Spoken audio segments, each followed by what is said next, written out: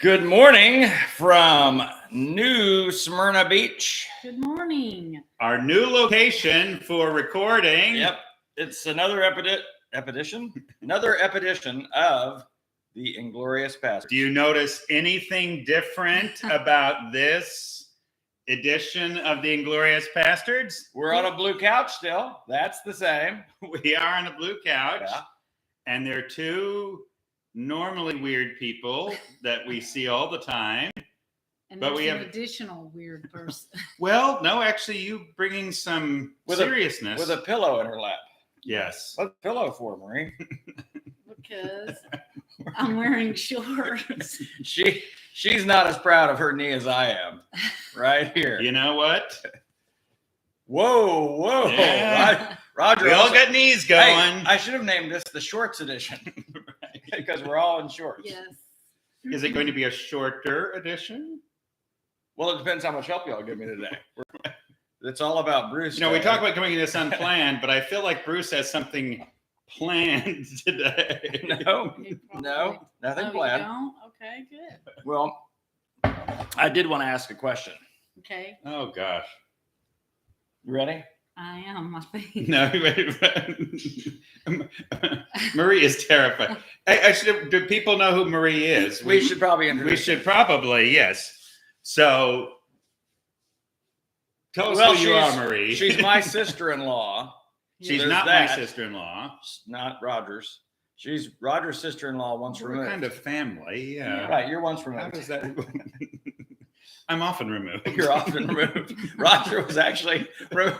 Oh, no. Before we even get to Marie, this is so good. Sorry. All of our listeners need to know this. So yesterday we're playing golf. It's me and Roger and Mark Booth. Now, if you listened to last week's episode, you'll remember that Roger and I have a tremendous amount of fun on the golf course, largely at Roger's expense. You will, well, largely because my biggest contribution to a golf game is entertainment. It's comedy. It's a specific kind of entertainment. So, like other people actually playing the game of golf, I'm digging holes. I'm looking out and I'm looking for stuff out in the underbrush. Although on that one par three, it was more of a tragedy, really, than a comedy. But that's Okay. another story. Yes. But yesterday, so there's an app on my phone that we track the yardage to the hole, tells us how far out we are, but it also keeps the score. And it keeps the score of all three players because I Yes. just punch it in. Very each time. helpful. Super Very helpful. Unless you exceed 108. Because once you exceed 108, it just takes you off the app. No, on the 17th hole, Roger disappeared. It's like Roger never played today. Just never. And the app knows that Roger doesn't want to know. He doesn't want to remember this day. We were trying to figure out why, but yeah, just literally I just said, hey, Roger, look, you're not playing anymore. artificial intelligence decided. Roger's out. You know, it might have been that 8 on the par 3 where the computer algorithms were saying Yeah. this person really should not be on the course. Well, and the app was probably thinking, have they not heard of a mulligan? Well, that's just the funny thing. It was an 8 with a mulligan. So the app just doesn't have a place for that. But I've never seen that happen. Normally it keeps our score all the way to the end, and it didn't for Roger. Marie, has anything strange happened to you this week at the beach? Oh, yeah, that's a great question before we introduce you. I guess that's a loaded question, It isn't really it? is. I Why don't we come back to that? yeah. Or Nothing something strange. Okay. Really good things. It's just nice to always be here with people who loved me the longest. Yeah. That I've loved the longest, and It is a Do gift. not. it's a sanctuary Yeah. for me and my family. Hmm. Yes. When trials come, do not act as though something strange were happening to Exactly. you. Yes. That's a quote from Peter. I'm the Bible reader of the group. So you're suddenly bringing in, she's talking about the joys of the week and you're bringing trials So in. first, Marie Griffith, my sister-in-law, but also a pastorate in training, Yes, which makes you a pit. I am. I'm in a program at Friends University Yep. and a master's in Christian spiritual formation and leadership. And from what we understand this morning, the reflective part of your work is going well. The academic part, not so much. And And I'm also in a Master's of Divinity at Wesley Seminary. So what do you end up getting? So Do you get? impressive. Is this like a double major? What does this mean? Well, it just means I'm in 2 programs. I know it's very. But you're getting 2 confusing. degrees. Yes, I'm getting So- a Master's in Christian Spiritual Formation and Okay. Leadership, and I'm getting a Master's of Divinity. Okay. I think that's more than you have, Raj. Isn't that more than you have?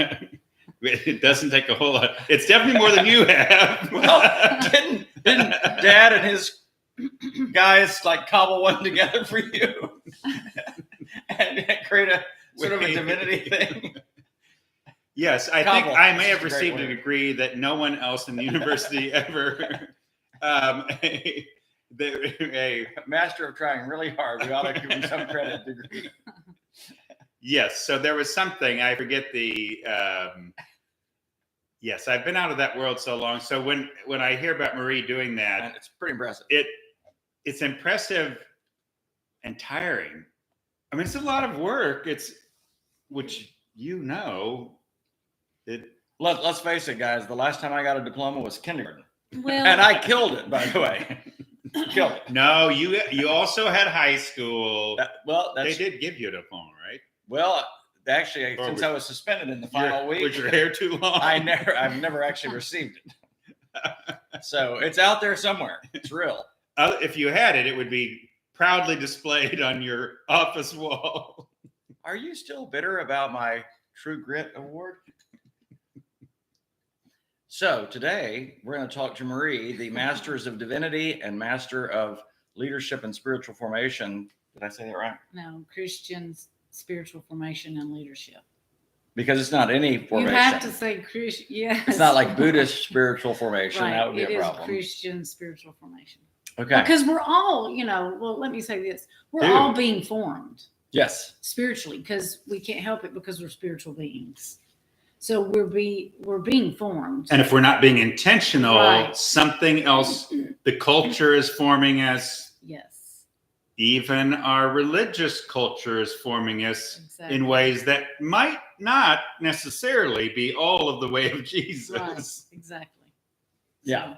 So my question for today that they don't know is coming, but I knew it was coming because So you no knew one it was knows ahead of time All what's right. coming. But any of us Roger and Marie can decide what we're going to talk about. Waited that with day. bated breath. Yes. So what does it mean? So, Jesus said, love each other as I've loved you. Love one another as I've loved you. So that's the big overarching idea. Yes.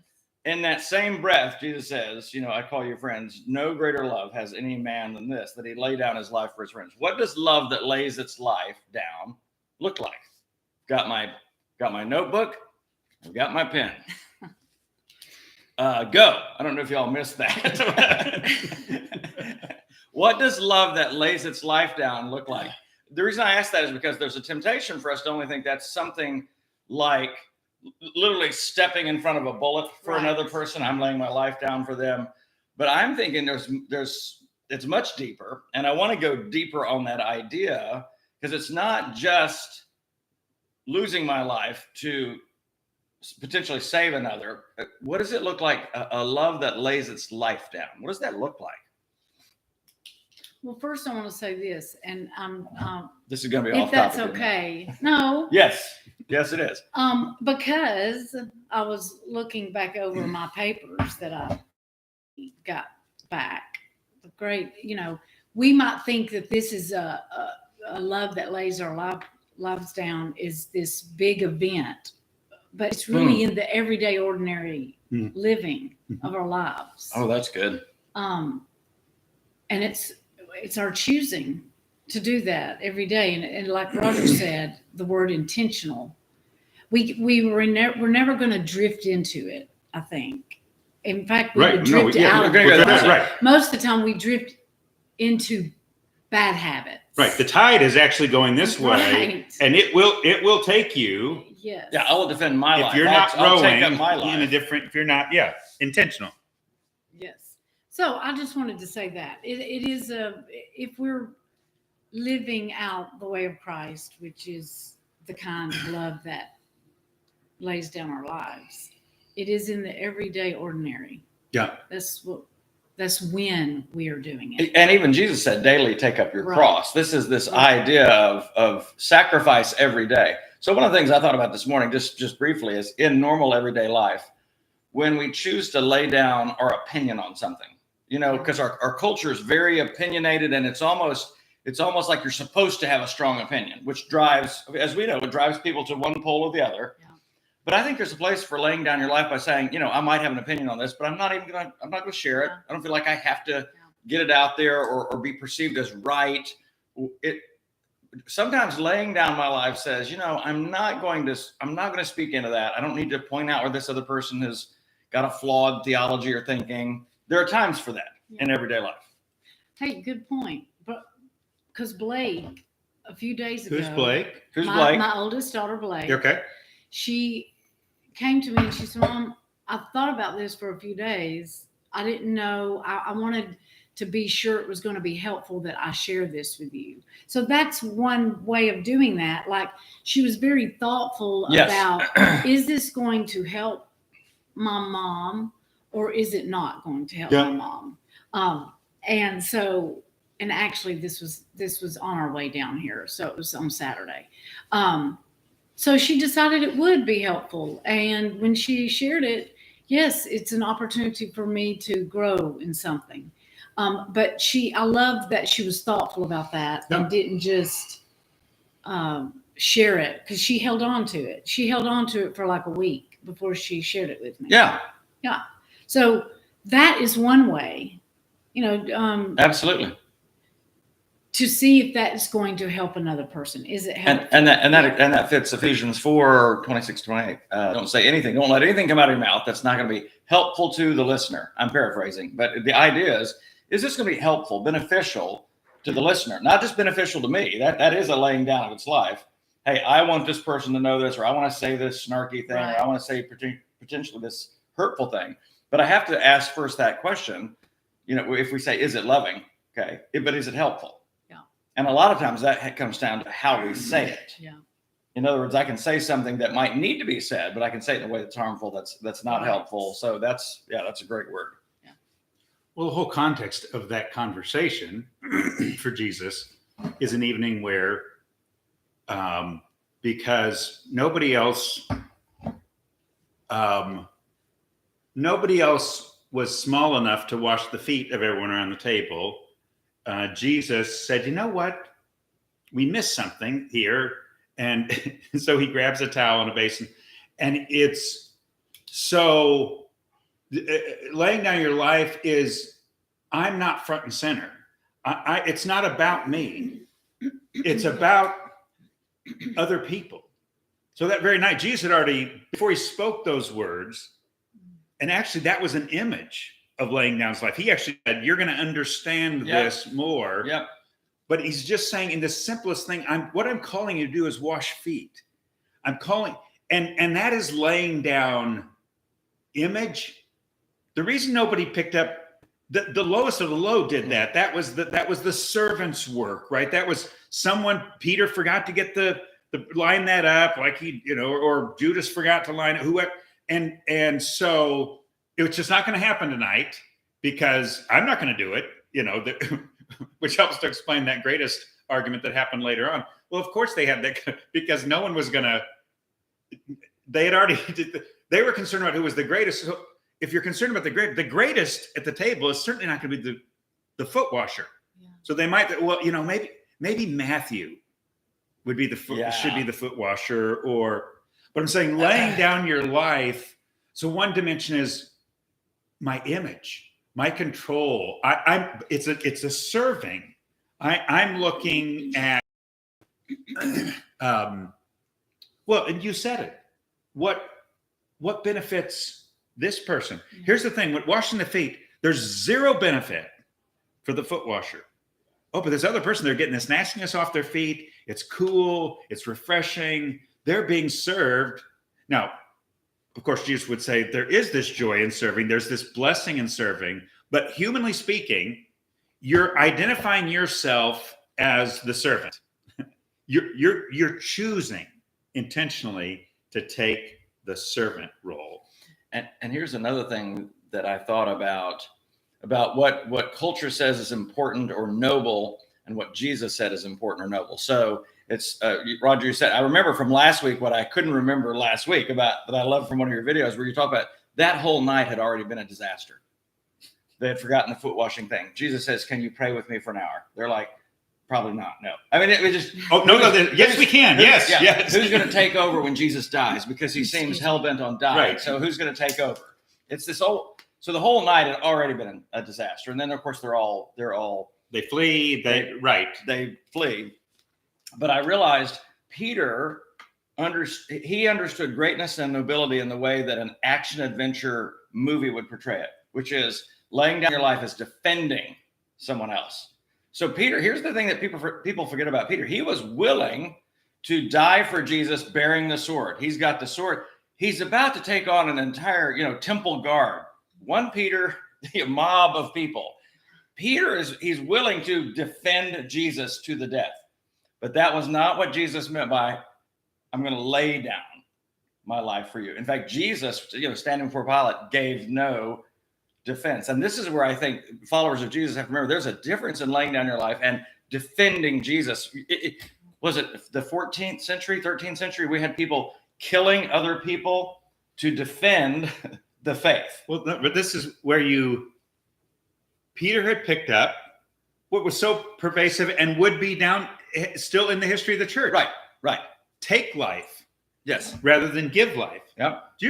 That you move ahead by attacking power.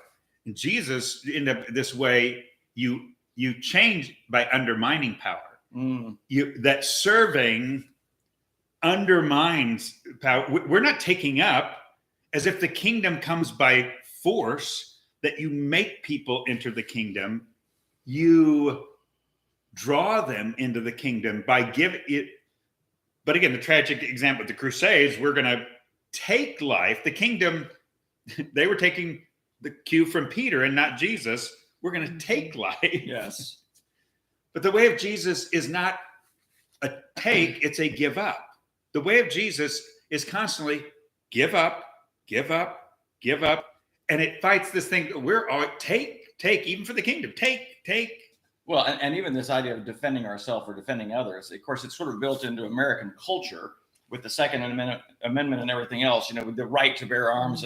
But the idea of even bearing arms is you have the right to defend yourself, your property, your family, and that's just normative in what I would call United States culture. But Jesus was talking about crazy things like loving your enemies and doing good to those who hurt you and forgiving those who sin against you. I mean, over and over again, he said, and he would just say things like, paradoxically, what good is it if you love those who do good to you, who are nice to you, who say nice things about you? He said, the pagans do that. That's of no value. He said, but there's this reward in, I'm going to choose to love someone who is intentionally persecuting me. He said, if you're persecuted by someone, pray for them. And so when I think about this laying down life, one of the things we're laying down is our rights. I mean, to lay down my life, a love that lays down its life is I lay down my rights. I have the right to this. Okay. I'm going to lay that down for another person. Because another person might need it. I haven't thought through this, but someone else might need the right that I have. So I'm going to forego my rights so that they might get theirs. Okay, because I know what's going on, and I'm sure y'all have heard about the SBC report. Yep. Okay. Which one? The one came out this week. The investigative report that Guidepost did, which is third-party investigative. I have not seen that. Okay. And people people named it on as well. So I just bring them up to speed on what happened. SBC, for those who don't know, it's Southern Baptist Convention, and so it has the largest Protestant in the United States, I think. Yes. Yeah. Okay. So it's been, the report reveals that there were massive cover-ups within the Southern Baptist denomination. Cover-ups of sexual misconduct. Okay. Yep. Sexual abuse by pastors. Pastors, church leaders. Okay. And so what they would do instead of reporting it, they would send the pastors to another church. Okay. To where they would do it again. Where yep. So I'm just saying all this because those same things that we were just talking about, like we give up our rights,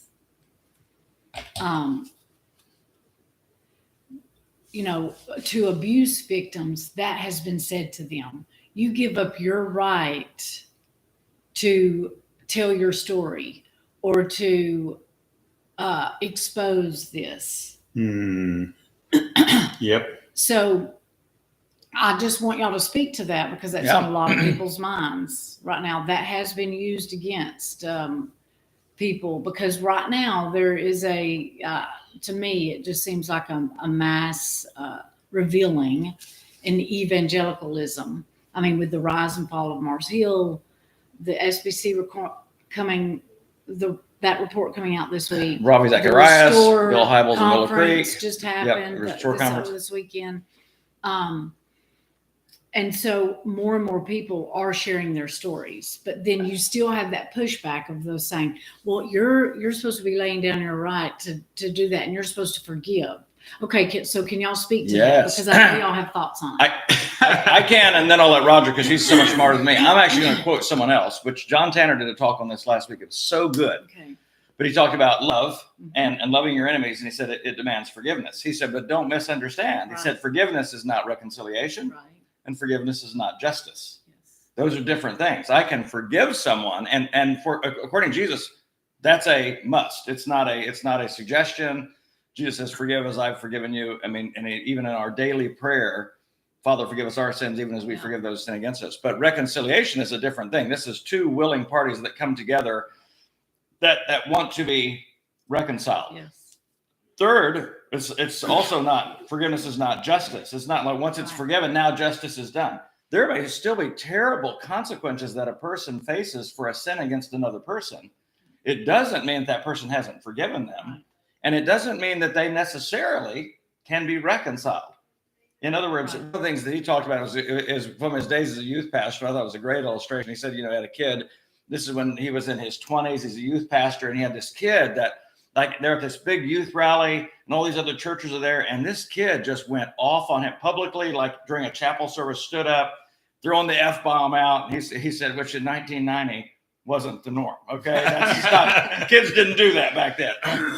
I mean, just let loose on him, and that all happened in chapel. And so, they sort of ushered him out, and he said that he went to that young man, and they had a conversation till 2:00 in the morning. And, John forgave him, and this kid, confessed what I did was wrong. He said, and that night, he said, we were able to be reconciled. He said, and first thing the next morning, we put him on a bus back home. And he said the child was kind of shocked by that, and even the parents were a little shocked by that. He said, but forgiveness does not mean the absence of consequences. Right. Nor can it mean what happened, and that was forgiven. But even if that child in that moment had chosen not to be reconciled, that couldn't have happened. That takes two willing parties. Yeah. But forgiveness doesn't dismiss justice. And I think that's important in this, particularly in this season, because if a woman has been, or a man has been abused in a church setting, sexually or otherwise, there's a part of their losing their life even in coming out because of the kickback and the possible, lashback that they're going to experience from other church members or whatever else. So that's my early thoughts. Roger. Well, and it's kind of Marie to pose the questions. I keep wanting to hear more from you as well, because it's such an important question. And but what immediately strikes me is what has happened when churches do that is they're going the exact opposite of the very thing we're talking about. The concern about the power of the church, the image of the church. Mm. So we've got to protect that. So some indiscretion happens, whatever, we cover it. We don't let people know, because here's what could happen. That could hurt the image of the church. Well, this is power grabbing. This is the way of the world is you've got to protect image. You've got to, no trusting God needed. where the we way have to protect our reputation. right, It's up to us. We're actually, so even the heinous things where like a Ravi Zacharias would tell people, well, now if you share something with people about what I've done and what's happened here, you could hurt the cause of the gospel. Ministry. Well, this is this power grip. This is actually using power, like the sword Peter picked up. Yes. We're sending the message that giving up doesn't work, that making yourself vulnerable. So where the church is missing this mark is where we're actually hide, cover up. These are the ways of power. These are the ways of control, where you're telling people, yeah, don't share your story. We're going to, well, it's the exact opposite of what what Jesus is teaching here. So the idea, to me, there's this another kind of abuse that now is saying, shut up, don't talk about it, don't rock the boat, don't stir things up. This will just create conflict. This will create harm. Cause division. When Jesus said, opening up, make yourself vulnerable for the church to talk about. Yes, we blew it. Our church leadership blew it. We're gonna take the way of submission. Actually, yeah, Bruce. No, I'm just saying. I just thought as you're saying this, sometimes laying down your life means becoming a whistleblower, because you stand to lose everything. Right.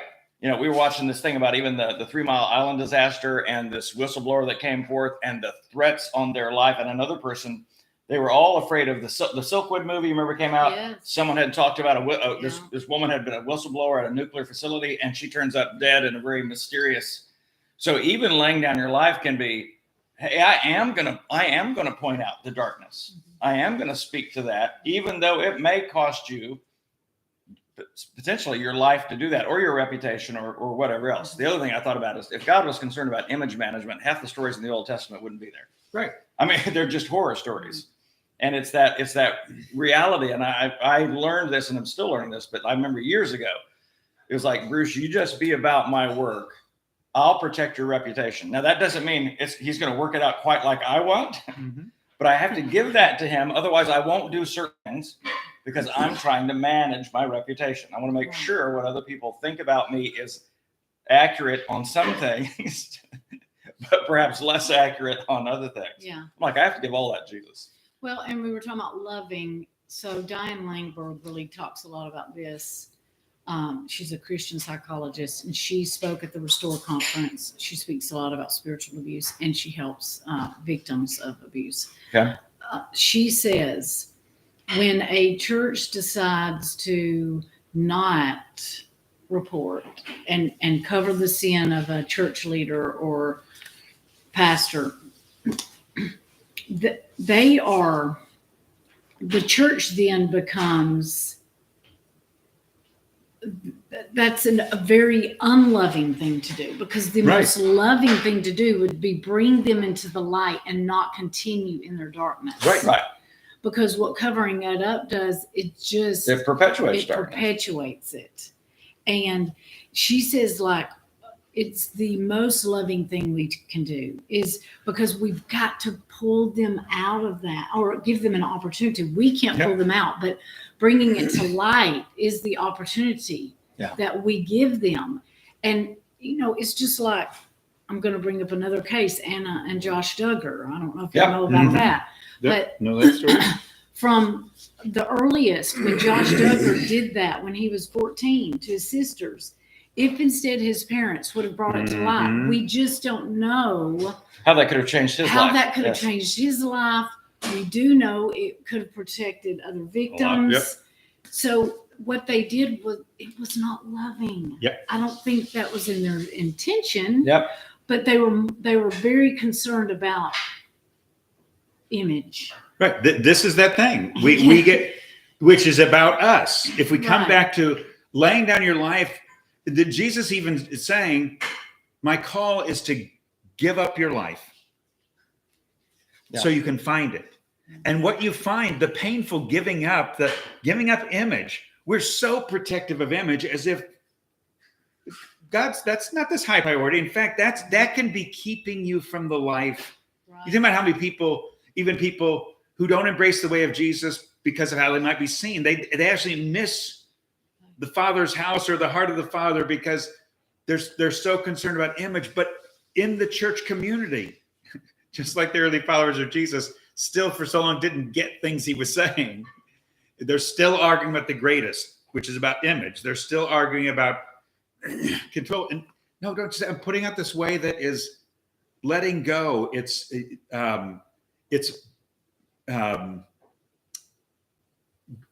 giving up. So, and serving, I'm looking out what's best. So what you're talking about is so often we just revert to, I'm looking at what's best for me. I'm looking at what's best for me. So, okay, you asked that question to us, but I'd love you to answer the question you asked us. And what was the question? You said in light of even all the scandals that have sort of rocked the evangelical world with, the SBC report that came out this week, just being one of really now what I would call a number. So it's a growing number. How do we understand forgiveness and justice and all of that? And the idea that giving up a person's you're rights telling other people, you don't talk about it. Yeah, you should. The way of giving up for you, I figure out the way of giving up for you is keep quiet. Protect the cover up. Right. Go along with the cover up. So yeah, I'm not. I think and maybe you have in your love. I think we butchered your question, but I think you can see the reach we made to get from here to there. Well, yeah, and so I'm just gonna bring it up because bring it up. Pastords, here we go. I have written a series on my blog called Why I Left Giant Church Incorporated. And my heart behind that, for those who know me best and who walked with me through a very dark time of finally making that decision to write it. To be a whistleblower in that sense. Was to point the church back to Jesus. I have said that because it is not just one church. There's a reason why I call it Giant Church Incorporated, because it's the institution. It doesn't even have to be a church. It can be a parachurch ministry. It can be the publishing world and I'm not saying I know about that, but I'm just saying it could be anything in the evangelical, what's his name? Gianti. He calls it the Sky Giatani, Giatani, yes. Yeah. The evangelical industrial complex. Right? Evangelical industrial complex. It's just anything in the EIC. That's what I'm talking about. And so, but there have been people from the beginning to say, I'm causing division. Why are you doing this? And they may not know that you're in the process of laying down your life. Right. And I asked my kids and my husband at the time if they were okay with it, because I knew that there could be potential repercussions. Yes, there could be that. And they all said, yes, go ahead. And somebody asked me last night, in light of everything that's happened recently, would I do it again? I did not hesitate. Yes. Because I could not do it. Right. Well, I had to. I mean, it was like a burning in my bones. It really, really was. And I, it's not like that for everybody, but it was for me. And so. And right after even Jeremiah talked about that fire in his bones, if I say I'll not speak. I mean, this is all preceded by he gets thrown into pits. He gets put in stocks. I mean, there was repercussions for calling out darkness. And I realized I was just thinking about this for the first time. What does a whistleblower mean? The idea is someone's blowing a whistle because others are in danger. Right. You do that even on the trail. So even on our trips, backpacking trips, if someone blows a whistle 3 times, it means that someone is in danger. And that means that I, as the leader, need to get to that person. Whistleblowing is such a good thing. And yet in our culture, it's seen, I think, as sort of a negative thing. Now, I'm just saying, is that true? Do we see that as a negative thing? There's this, America in particular, we are so egoistic And so it's almost like we hear it all the time. Well, you do you, I do me. Right. So a whistleblower, though, is actually Affecting, saying, hey, we're a community here, you know, And there's a problem. I should warn you of this. But we're so individualistic sometimes, like, hey, I'll figure that out for myself. You know, I don't know if that's part of it, but I'm just saying we all, you know, we tend to have that mentality. Yeah. Like, I'll figure this out. You don't.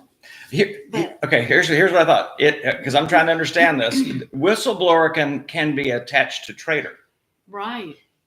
That person is a traitor to the EIC or a traitor to the organization or company that needs to be protected from litigation. Because even as I read, and again, I haven't read the whole report by any means on the SBC, but the summation that I've been reading is it was often to protect the SBC from litigation. So the whistleblower would be seen as a traitor to, and I was just trying to understand even why in my own mind, whistleblower had this negative versus kind of a shadow connotation. Yeah. I'm like, actually, that should be a wonderful. Right. That should be a life-giving Because word. you're right. I love the analogy that you made on backpacking. You know, I carry a whistle. Right. And the There's a reason I carry a whistle, yeah, like you said, is if and someone's I in love trouble. that. And I like that's why I've never thought about it. Why it's called a whistleblower. Yep. Thank you. That's awesome. Well, I bring out some really, really deep insights. That's why people listen to the Pastords. But that is so turning the church back to Jesus, myself included. Right. I mean, Yes. I was part of Giant Church Incorporated. Yes. So, and to warn, danger, Right. there is danger ahead. Let's turn back. You know, I kept thinking of the Repent, song yes. this morning, turn our eyes upon Jesus, Mhm. look full in his wonderful Mm. faith. And so that's what it was. That was my heart behind it. I think and will be continued. Here's Yes. the heart behind it. Good.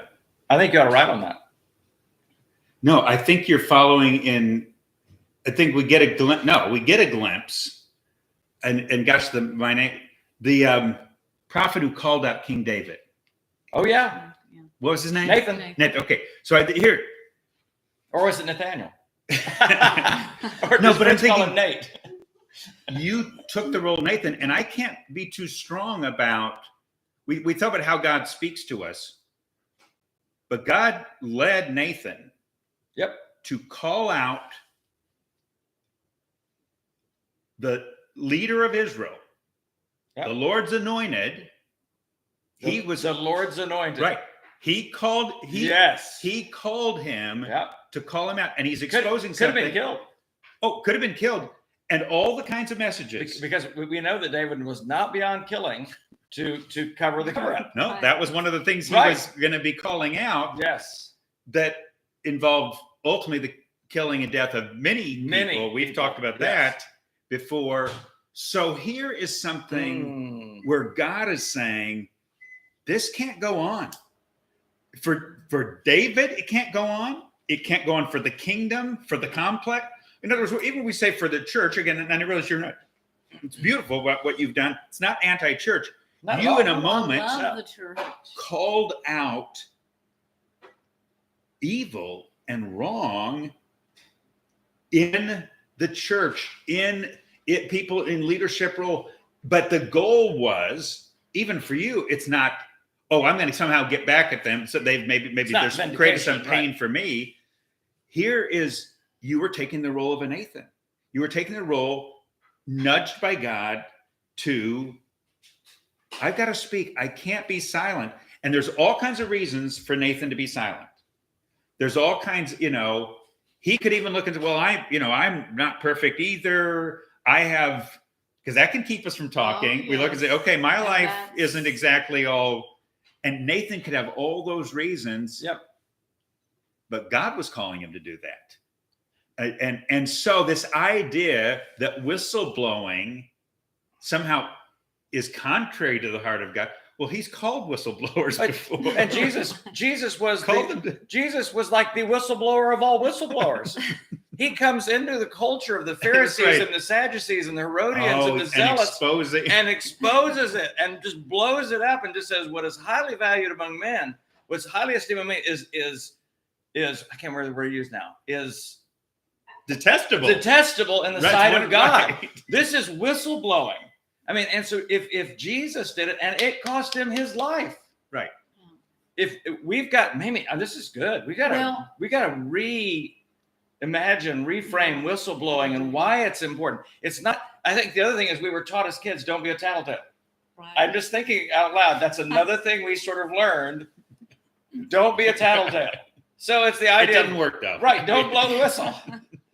We still did it. We still, that's true. We did. Bruce did it.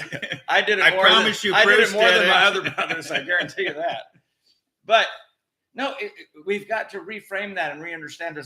There is such a powerful place, and because the idea is always, or should be, repentance, not revenge. It's not we're trying to punish this person or get revenge against it, but we are saying, hey, we want this person to repent.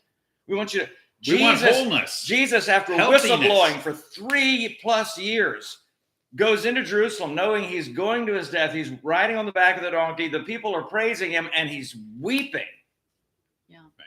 Because they didn't repent. And this is one of the things that Jesus was seeing about the Pharisees, the religious leaders. They were loyal to the temple. Yeah. Which blinded them. They were loyal to the temple. They were loyal to the temple, to the institution. And It was the TIC, which blinded them to God.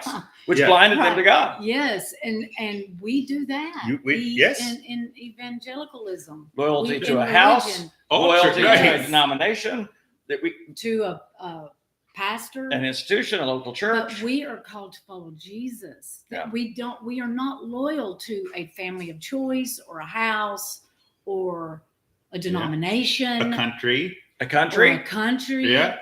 Our first the dominant loyalty, the one centering loyalty is Jesus. Well, and it's even what you referred to in your face cast. I believe it's the one thing that Jesus referenced with Mary.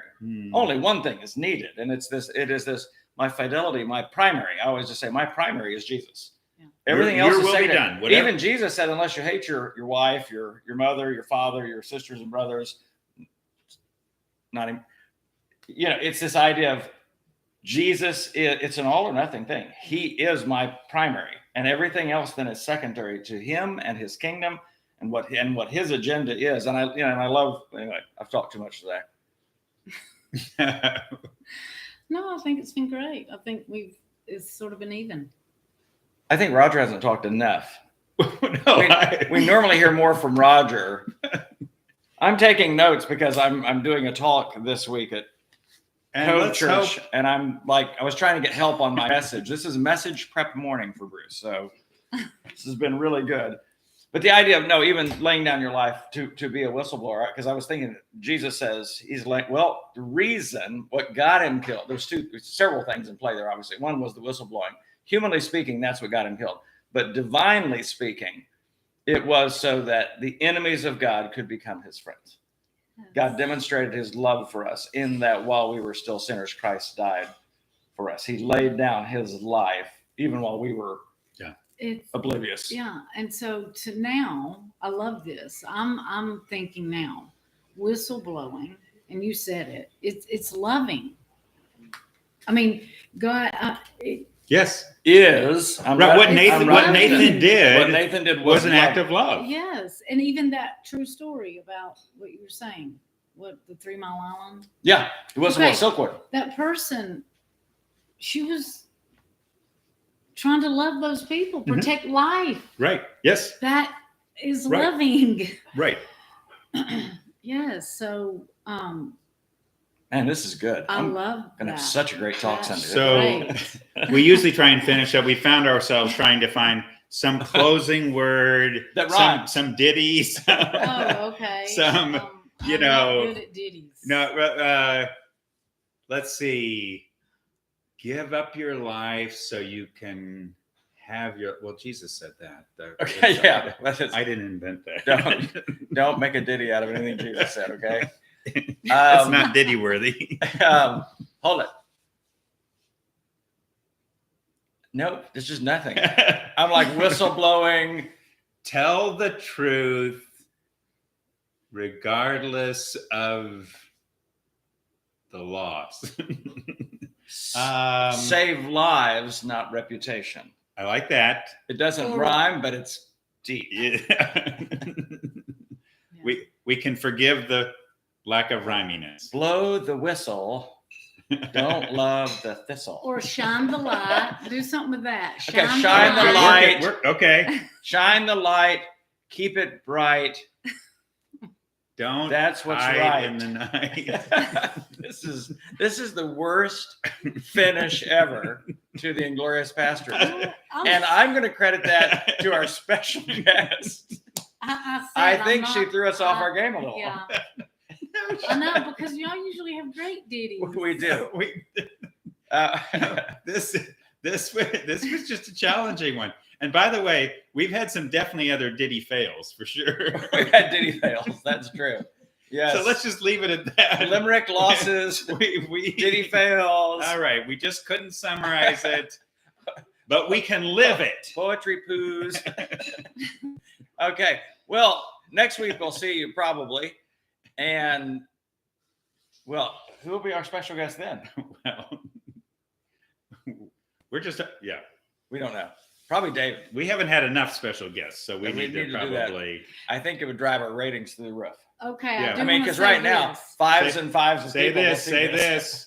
So next year at this time, I will be graduated from my program at Friends. You won't be a So- pastor in training. Okay. You'll be a pastor, Well, She'll be a I'll- pearl, a I'll pastor be in real life. graduated from the master's but you're program. always learning, aren't you? Always yes, always good. That's good. Pastor in real life. Pearl. Acronyms, they just come to me like that. We didn't stop this soon enough. We should have finished. Congratulations, Marie. All right. Thank This is you. all your fault. Episode 11 out.